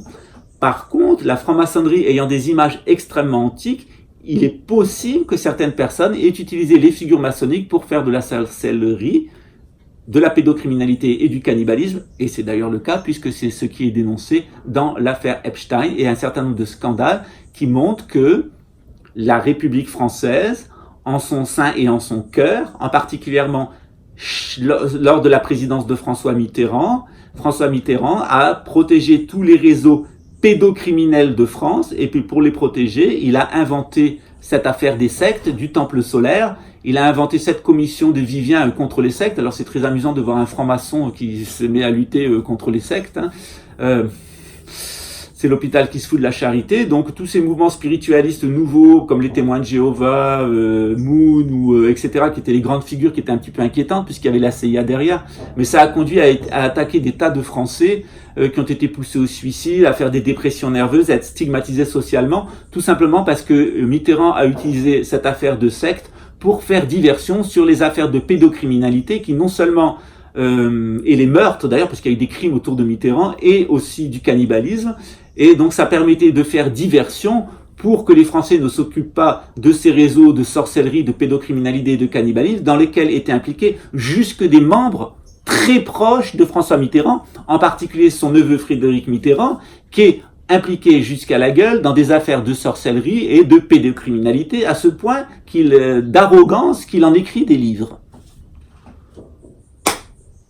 Quel sentiment d'impunité et de savoir, comme tous ces pédocriminels qui ont été écrits des livres, qui ont été édités principalement par les éditions Gallimard, que ces pédocriminels étaient protégés par François Mitterrand, comme Mitterrand a protégé les anciens de la Francique, les collaborateurs qui ont collaboré avec les nazis, comme Touvier, ont été protégés, et Papon, ont été protégés par François Mitterrand et son entourage. Encore une fois, quand on s'intéresse aux socialistes, on voit souvent derrière des nationalistes et on comprend qu'on a affaire à des nationaux socialistes et qu'ils sont liés avec tous les nationalismes, en particulier le nationalisme israélien qui, comme tous les nationalismes, fait partie de la grande internationale des nationalismes criminels, comme démonstration en est faite tous les jours. Donc pour moi, qui aime la synarchie, qui aime l'Égypte, qui aime l'Inde, qui est amoureux du Moyen-Âge, de la civilisation des cathédrales, de ce beau XIIIe siècle où la femme était l'égale de l'homme, où la France était le pays le plus riche au monde, où les Français étaient le peuple le plus cultivé, le plus riche dans le monde entier. Bien sûr, c'était un siècle merveilleux pour la France autour de Notre-Dame de Paris, avec cette rosace mystique autour, ces chants, ces images et toute cette foi, ce peuple qui chantait, qui était heureux, qui avait cultivé notre pays comme un jardin où on avait les fruits de l'agriculture biologique, où régnait la démocratie royale avec ses états généraux. Pour moi, qui suis un nostalgique de cette époque et qui connaît toute la valeur de cette époque-là, lorsqu'on critique la franc-maçonnerie, eh bien, c'est comme si on détruisait Notre-Dame. Lorsqu'on critique la franc-maçonnerie et qu'on veut détruire la franc-maçonnerie, c'est comme vouloir détruire Notre-Dame. Que certains francs-maçons qui sont principalement issus de la bourgeoisie soient devenus des sorciers, des affairistes, des pédocriminels, voire quelquefois des cannibales, je ne le nie pas, c'est la vérité. Mais dire que c'est la faute de la franc-maçonnerie, je trouve ça particulièrement abusif. C'est comme vouloir détruire le christianisme parce qu'il y a des prêtres pédophiles. Eh bien, on ne détruira pas la franc-maçonnerie parce qu'il y a des francs-maçons qui se conduisent bien. En tout cas, moi, tant que j'aurai un souffle de vie, je défendrai la franc-maçonnerie, l'esprit maçonnique et l'institution maçonnique, aussi éloignée soit-elle de son objectif, parce que dans la franc-maçonnerie, il y a toujours des influences spirituelles qui nous sont transmises depuis l'Égypte, et il est bien regrettable que beaucoup de francs-maçons soient devenus laïcs, matérialistes, nationalistes, socialistes, sionistes. C'est là bien triste parce qu'on est très loin de ce qu'est la franc-maçonnerie.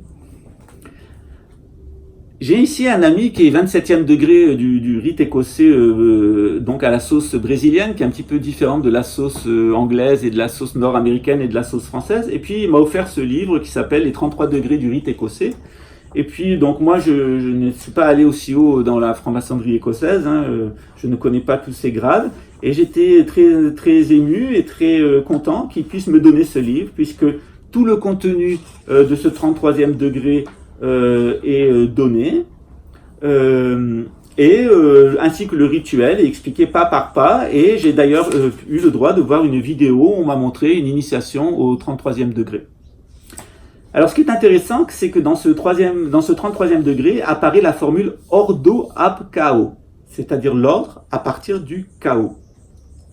qui paraît comme un des éléments sacrés et secrets de la franc-maçonnerie.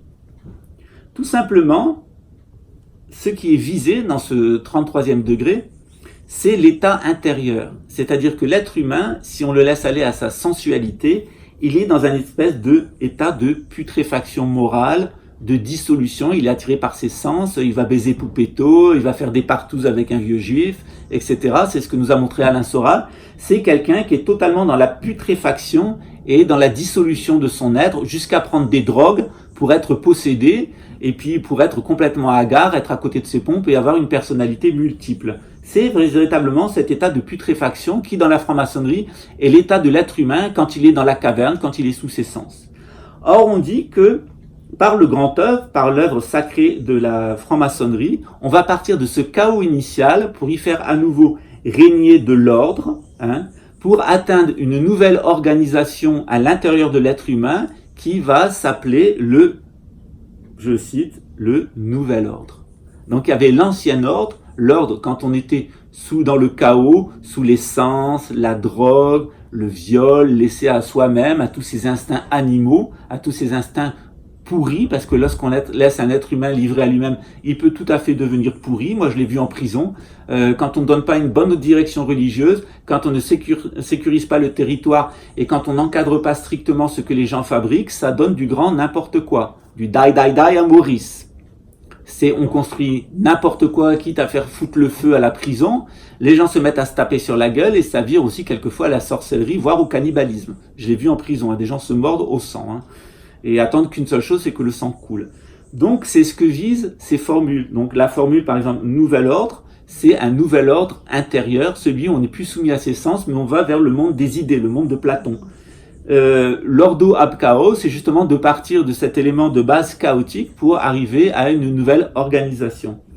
Ces formules, qui sont des formules maçonniques et qui apparaissent effectivement au 33e degré, qui sont liées à l'acquisition de la sagesse. Donc avant, on est passé par 7 principales étapes où on va récapituler tous les grands enseignements de l'humanité, l'enseignement de Confucius, l'enseignement de Bouddha, l'enseignement de Zarathustra, l'enseignement de Moïse, l'enseignement de Jésus, l'enseignement de Confucius et même l'enseignement de Mahomet, puisque l'islam était, pour rentrer dans le 33e degré de la franc-maçonnerie, on doit avoir étudié l'islam, et il y a d'ailleurs une formule et des mots de passe qui correspondent à l'état de sainteté, de réalisation et à l'état de prophète du prophète Mohammed.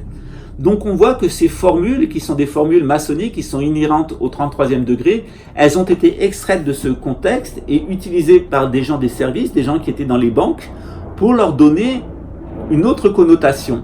L'usage que la franc-maçonnerie américaine, qui est maintenant sous le contrôle de la couronne britannique et de sa mission, cette mission des anglo-saxons, donne au sens ordo ab chaos ou novo ordem, est tout à fait différent du sens premier que cela a dans la franc-maçonnerie. C'est même une perversion de l'esprit maçonnique. Je vous ai expliqué comment Freud était parti du mythe de Narcisse. Donc nous avons Narcisse qui est le symbole de l'initiation. C'est un garçon qui est très beau, très rempli d'ego, et puis il va près d'une rivière, et puis il va voir son reflet. C'est comme une personne qui pense qu'il a un moi spirituel, et qui, dès qu'il s'intéresse à la spiritualité, il va s'imaginer qu'il a une âme éternelle et que son âme va se réincarner. Eh bien, c'est une illusion, puisque, comme l'enseigne très bien le bouddhisme ou la tradition grecque, nous sommes tous issus d'un champ d'énergie, nous sommes tous les mêmes, issus du même champ d'énergie, comme d'une mer, et un individu, c'est tout simplement une goutte d'eau qui doit retourner à l'océan. Évidemment, la goutte d'eau, quand elle est en face de l'océan, elle va avoir son propre reflet, mais si elle retourne dans l'océan, elle va se dissoudre. C'est ce qui est arrivé à Narcisse, il est tombé dans l'eau, il s'est dissous, et les dieux ont été tellement satisfaits de lui qu'ils l'ont fait renaître sous la forme d'un petit bulbe qui a donné naissance à une fleur qui a la même forme que le cheminement de Vénus dans le ciel. Donc ce fameux pentacle dont on vous parle dans la franc-maçonnerie, qui est sur le front de Baphomet, c'est le mouvement de la planète Vénus qui annonce la lumière le matin. Voilà. Donc vous voyez comment tous ces symboles, toutes ces formules qui sont tirées de l'astrologie, qui sont présentes dans la franc-maçonnerie, ils ont pu être utilisés, tout comme Freud a utilisé le mythe de Narcisse pour construire son complexe de Narcisse, du pervers narcissique. Je vous ai expliqué dans une autre vidéo sur les psychiatres et la psychanalyse comment le freudisme en fait avait dénaturé tous les mythes anciens. C'est la même chose pour la franc-maçonnerie. Il y a des personnes qui sont des adeptes de la cabale déviée, qui sont donc dans la sorcellerie, qui sont dans la pédocriminalité et dans le cannibalisme, qui veulent des guerres et du massacre, eh bien ces gens-là, ils ont perverti, subverti les symboles maçonniques. Est-ce que ça veut dire que le rite de Narcisse, est-ce que ça veut dire que le symbole initiatique de Narcisse, la légende de Narcisse, doit être détruite et effacée de l'histoire de l'humanité lorsqu'on parle des Grecs? Bien sûr que non. Alors pourquoi voulez-vous détruire la franc-maçonnerie? Pourquoi voulez-vous détruire son organisation, ses symboles, ses transmissions initiatiques? Il n'y a rien de plus beau que cette initiation maçonnique, parce qu'elle nous vient de l'Égypte, elle nous vient de notre plus ancienne civilisation, celle qui a été construite par des Noirs africains sur la base de l'enseignement des Atlantes et qui ont permis à toutes ces grandes civilisations d'émerger autour de la Méditerranée. Merci à nos amis africains de la gnose qu'ils nous ont transmis à travers la franc-maçonnerie. Noé était noir, il est toujours représenté comme noir dans l'iconographie. Eh bien, l'homme qui a été sauvé par Dieu et qui a été le fondateur de cette nouvelle humanité, c'était un homme noir, et on doit dire merci aux Africains pour tout ce qu'ils nous ont apporté en matière de génétique, en matière de culture, parce qu'ils sont notre racine, cette racine qui nous relie à la terre. Ils sont nos frères, mais ils sont aussi nos ancêtres. Et on leur doit tout notre respect, ce qui rend particulièrement insultant ce que Nicolas Sarkozy, ce sale petit individu répugnant que les Français ont élu à une large majorité, est allé prononcer à Dakar en insultant les Africains, en leur disant qu'ils n'étaient jamais rentrés dans l'histoire et que la seule chose qu'ils savaient faire c'était baiser, qu'il vaudrait peut-être mieux leur couper les couilles pour être tranquille. Donc voilà les gens, voilà le niveau de déchéance de la France qui est tombée dans un tel état de déchéance qu'elle est dirigée par une république au service de la couronne britannique, dans un tel état de déchéance que sa maçonnerie, sa franc-maçonnerie est accusée de sorcellerie, de pédocriminalité et de cannibalisme et d'avoir des projets génocidaires. Voilà l'état de décomposition et de déchéance de la France, qui sont capables de d'élire comme leur chef une pourriture intégrale dont l'oncle était un nazi qui a déporté des juifs en Hongrie, dont le frère s'est échappé en France pour échapper à l'armée rouge et aux conséquences de ses actes, et qui a trouvé rien de mieux que d'épouser une juive pour se protéger, de lui faire des gosses et ensuite de l'abandonner, laissant Sarkozy derrière lui. C'est ce genre d'individu que vous vous êtes choisi, c'est ce genre d'individu que vous mettez au pouvoir. Donc moi, je n'aurai qu'un message à ceux qui critiquent la franc-maçonnerie, qui veulent la détruire, à ceux qui veulent exterminer les juifs. Alors, bien entendu, les déjudéisés font du mal, mais il ne s'agit pas des juifs, il s'agit des déjudéisés et des sionistes. Et je rappellerai à ces Français-là, à ces théoriciens de la conspiration, nationalistes, souvent de gauche, comme Alain Soral, qu'il faudrait peut-être revenir à la religion catholique, qui est le fondement de l'âme de la France, fille aînée de l'Église, qu'il faudrait peut-être revenir à la monarchie française, telle qu'elle a fait ce millénaire, ce miracle du temps des cathédrales, et qui serait peut-être temps aussi de revenir aux initiations de métier, au corporatisme de métier, qui est beaucoup mieux que les industries, puisqu'on a plein de petits patrons qui sont des maîtres dans leur art, avec des compagnons, avec des apprentis, et aussi revenir au régime du servage, de l'ancien régime, où contrairement à ce qu'on peut penser, les serfs étaient beaucoup mieux protégés que nos salariés, puisque dans toute l'année, ils avaient 14 jours de corvée. Oui, les serfs du Moyen-Âge avaient en moyenne 14 jours de corvée par an. Vous savez combien de temps vous passez pour ce qu'on appelle le prélèvement libératoire, c'est-à-dire vos impôts, vos charges sociales, etc.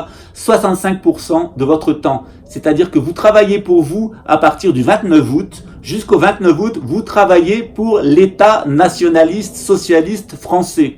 Donc, il est peut-être temps de comprendre que les malheurs que rencontre la France actuellement, c'est d'avoir tourné le dos au catholicisme et d'avoir abandonné la religion, d'avoir laissé la franc-maçonnerie française se faire mettre le grappin dessus par la couronne britannique et exercer son action laïcarde, parce que ça vient de là, de laisser aussi nos industries qui n'ont plus rien des corporations de métier polluer la France avec de la chimie, avec du nucléaire, et de laisser aussi nos salariés être traités comme des chiens qui ont le droit seulement aux miettes du passage et qui sont transformés en zombies. Donc oui, il y a du mal dans l'Église, oui, il y a du mal dans la franc-maçonnerie et dans la noblesse, mais il y a aussi du mal dans le peuple, il y a beaucoup de mal dans le peuple, et le principal défaut du peuple, c'est d'avoir abandonné sa religion, d'avoir abandonné sa royauté, et ce qui arrive à la France maintenant, ce n'est pas un châtiment, c'est juste la conséquence de ces actes, d'actes ignobles, d'actes immoraux, et d'actes qui sont complètement contraires à l'éthique et à l'âme de ce qui a été depuis un millénaire, la France. Vous avez abandonné la France, eh bien tout simplement, vous avez abandonné l'âme de la France, eh bien voilà ce que vous avez. Vous avez la situation actuelle avec un président de la République, Emmanuel Macron, qui est issu de la noblesse, de la famille de Brienne, comme d'ailleurs Marine Le Pen. Voilà, donc des gens qui sont issus de grandes familles aristocratiques, mais qui ont pris le bouillon parce que ces grandes familles aristocratiques, elles étaient orientées vers la magie noire, vers la pédocriminalité et vers le cannibalisme. Je vous renvoie d'ailleurs aux amitiés de Jean-Marie Le Pen, je l'ai mis dans ma vidéo sur le Front National, et de ses amitiés avec Matzneff et Alain Soral, parce que tout ce petit monde a trempé dans les réseaux pédocriminels de la région parisienne et même de la France, si ce n'est de l'Afrique, puisqu'on allait s'approvisionner en Afrique, y compris au Maroc, jusqu'à ce que le roi Hassan du Maroc mette les pieds dans le plat et fasse un bon nettoyage. Malheureusement, cette gangrène, elle est toujours présente, en particulier à Tanger et à Marrakech. C'est des faits qui sont connus. Et un jour ou l'autre, Mohamed VI fera comme son père et nettoiera cette merde parce c'est dans l'intérêt des Marocains et c'est dans l'intérêt de la monarchie marocaine. Donc cette pourriture, c'est très facile d'en accuser le nouvel ordre mondial, les juifs et les francs-maçons, mais peut-être il serait temps aussi que les Français se regardent en face, et je vous dirai la même chose que Jean-Paul II. France, qu'as-tu fait des promesses du baptême du Capet et de Clovis? C'est une question que je pose. Français, qu'avez-vous fait des promesses de votre baptême? Je fais les gros yeux. Voilà, c'était Pascal Tréfingui depuis Rio de Janeiro. J'avais envie de remettre la mosquée au milieu du bled, l'église au milieu du village, le menhir au milieu de la cité bretonne, de la citadelle bretonne. Je vous souhaite une bonne continuation. J'espère que mes vidéos continueront à vous intéresser. Je vous tiens informé de l'évolution de ma santé. Je vais voir donc si c'est bien confirmé que c'est le coronavirus, mais j'ai absolument tous les symptômes. J'avais déjà eu un problème il y a 3 semaines, 1 mois, où j'avais eu déjà un genre de début de pneumonie, et donc j'avais fait des traitements naturels et c'était passé. Donc ce qui prouve bien que si c'est bien le coronavirus, il n'y a pas d'antidote, il n'y aura pas de vaccin, tout simplement parce que face à cette variante des oreillons, de la rougeole et de la rubéole, puisque c'est la même famille, le coronavirus, tout simplement, on ne développe pas d'anticorps. Donc on savait depuis longtemps que la vaccination contre la rougeole, par exemple, la rubéole et les oreillons ne servaient à rien, ce sont des vaccinations inutiles, on le sait depuis 1968, et je renvoie le livre de Philippe Gendrock sur ce sujet-là. Donc malheureusement, le coronavirus, il n'a pas tué beaucoup de personnes, il s'est répandu, et il a tué des gens faibles, des gens qui avaient le système immunitaire par terre, des gens séropositifs, des gens âgés, des gens qui ont eu des cancers. Comment on est les personnes les plus vulnérables? Donc si moi qui ai une santé si faible et si vulnérable, j'arrive à rester positif, à vous enseigner ces belles choses, à vous conduire à retourner à notre âme profonde de ce que nous sommes en tant que peuple, de ce beau pays qu'est la France, je suis sûr qu'il y aura de meilleurs lendemains pour nous et qu'on arrivera à se débarrasser du nouvel ordre mondial, à se débarrasser de nos élites corrompues, de sorciers, de pédocriminels et finalement de cannibales, parce que c'est là où ils veulent en venir. Allez, ciao! Allez, j'éteins. J'enregistre tout seul aujourd'hui. Ciao!